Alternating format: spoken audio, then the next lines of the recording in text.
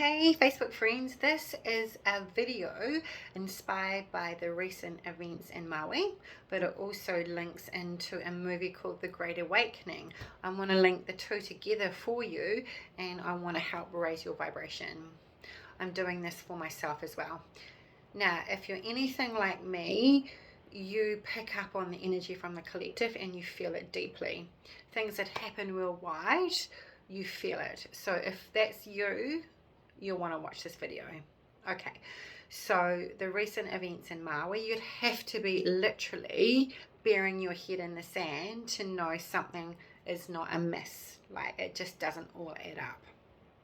And you're welcome to PM me and I can send you more information. But those of you that are already on that page will know, right?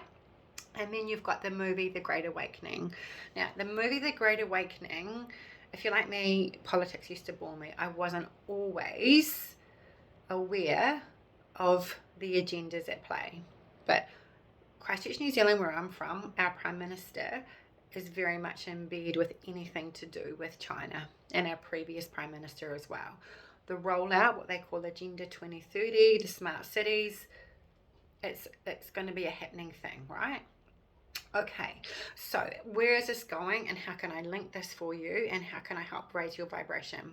Right, so when you watch the movie The Great Awakening, you'll see anything communism wise doesn't want us to have a belief in a higher power. There was this beautiful practice the Chinese used to do with movement and channeling a higher power. Now, these people were put in prison for practicing what was called a movement. Anything traditional medicine wise, we all know the ancient Chinese has a lot of infinite wisdom. There's a lot of heart-centered amazing things that came out of China, right? And then the communism, it took over, right? It's also anything, as a female, they really wanted us to cut off our hair and have us in neutral clothing. It was illegal for women to have longer hair, wear makeup, and wear pretty colours. So that was part of communism as well. The rollouts that are happening at the moment, it's very easy to see that playing out too, with the agendas with gender. Agendas with gender. But again, if you're awake to it, you'll know exactly what I'm talking about. Now, how is this going to help the way we're feeling at the moment? Okay, so believing that there would be agendas that are out, whether we call it the BlackRock or the Vanguards, or if you want to call them elites. I don't think they're elites because they're so evil. There should be another name for them. And anything communist wise is anything lacking of a higher power, or God is of your understanding. Okay, so if we can basically channel the energy of what we want to see in the world, we can shift that vibration. Now, stay with me here. If you're going, oh my gosh, how can we change that? How can a belief in light really shift this true, pure evil on this planet? It's not worth it. And you stay stuck in that low vibration that we've all been there, we've all been down. It's just another form of fear, right? You're either in fear for what the media is saying, of whatever they want us to believe, or you're in fear of them and what they're going to do to us. It's all of the same, but a different side of the coin, but all of the same that they're trying to do to us. So here's my take on this. We all know the things with the church. If you don't go do what the Catholics used to do, I was christened a Catholic, but I've chosen to step away from it because it was all very much, if you don't go to church, if you don't do this, you're going to go to hell. Seriously? And if you don't do things a certain way, God will frown upon you. Do you think an all-loving God that made us is truly like that? We're all waking up to the indoctrination of what the church used to make us and make us feel, right? So if we step away from that and realize that, you know what, we're loved no matter what kind of God we choose to believe in. Do you not think that all rivers will take us to the sea eventually, no matter what you choose to believe? Do you feel that you have to be in a church? Can you not just pray anywhere, talk to God anywhere, talk to your higher power anywhere like you would a friend, and get that on board. However you choose to say that you don't believe in anything like that, I would just like you to ask for a moment if you've ever been witness to a scan of a baby being born and formed inside of a female, to not know that a higher power is present. There's nothing that we need to do for this beautiful baby to form inside us, or to take a walk along an ocean and try and stop that tide from coming in. Mother Nature, power bigger than us. It definitely exists. If you've ever, in your moments of surrender and God, dear God, help me, and the times that we truly need help, don't we all cry out to something bigger than us?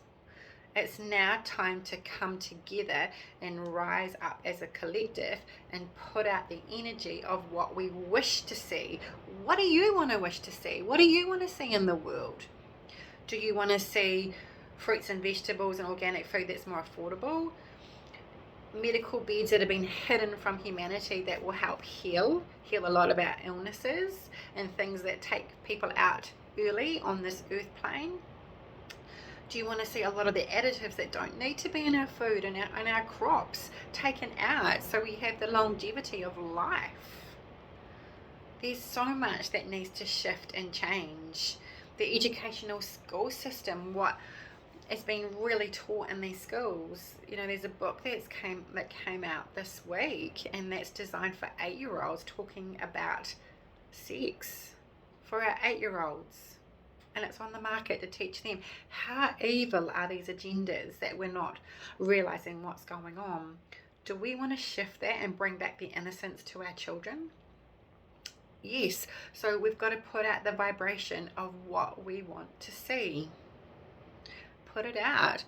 If the opposite were true, we would have a world that was less drugs around and less addiction, because the war on drugs has never worked, right? Anti-terrorism, terrorism, it's still happening, it's still rife. So many other agendas to play with that as well, but that's another story, right? So it's really coming together and saying, I just want to have less judgment.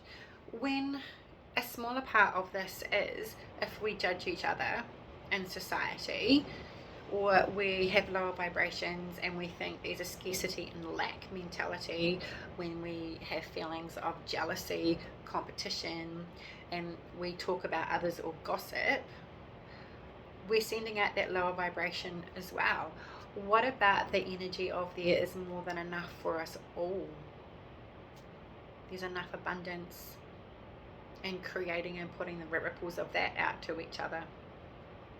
So if we all stand together, put out what we want to see, there's something called textual and non-contextual reality. Most of us live in contextual reality. Contextual reality is only 10% of the truth of what really exists, and it's what society expects of us. So we be good little working class people and do as we're told and follow all the rules. Now, non-contextual reality is huge. It's that feeling that we are infinite beings, that we get to create, that we get to step outside of that box and exceed our expectations, not buying into that level of fear that we're not enough and there's not enough.